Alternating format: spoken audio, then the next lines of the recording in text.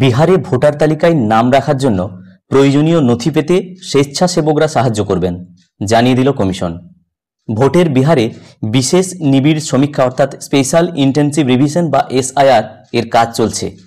কারা প্রকৃত ভোটার, কাদের নাম তালিকায় থাকবে তা নির্ধারণ হচ্ছে জাতীয় নির্বাচন কমিশন নির্ধারিত 11টি নথির ভিত্তিতে। তবে গোটা প্রক্রিয়া নিয়েই বিতর্ক তৈরি হয়েছে। এই আবহে রবিবার কমিশন জানালো, প্রয়োজনীয় নথি পেতে ভোটারদের সাহায্য করবেন স্বেচ্ছাসেবকেরা।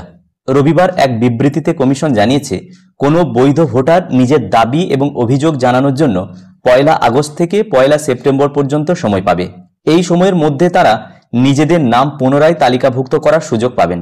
কমিশনের বক্তব্য, ভুলবশত কাউকে তালিকায় যোগ করা বা বাদ দেওয়া হয়েছে কিনা তা যাচাই করার জন্য 1 মাস সময় থাকছে। তাছাড়া কমিশনের দেওয়া ফর্ম পূরণের পর বৈধ ভোটারের প্রমাণপত্র হিসাবে প্রয়োজনীয় নথি জমা দিতে হবে 1 আগস্ট থেকে 1 সেপ্টেম্বরের মধ্যে। সেই সমস্ত নথি খতিয়ে দেখার পর 30 সেপ্টেম্বর বিহারের চূড়ান্ত ভোটার তালিকা প্রকাশ করবে কমিশন। রবিবার কমিশনের বিবৃতিতে বলা হয়েছে, যে কোনো ভোটার, বিশেষত প্রবীণ নাগরিক, প্রতিবন্ধীদের প্রয়োজনীয় নথি পেতে সাহায্য করবেন স্বেচ্ছাসেবকেরা। স্বেচ্ছাসেবকেরা সংশ্লিষ্ট ভোটারদের সঙ্গে যোগাযোগ রেখে চলবেন, ফলে তারা বিভিন্ন সরকারি দপ্তর থেকে সহজেই নথি পাবেন বলে জানানো হয়েছে এই বিবৃতিতে। এই কারণেই বিহারের নানা প্রান্তে স্বেচ্ছাসেবকদের নিযুক্ত করছে নির্বাচন সদন। ভিডিওটি প্রত্যেককে দেখার জন্য ধন্যবাদ।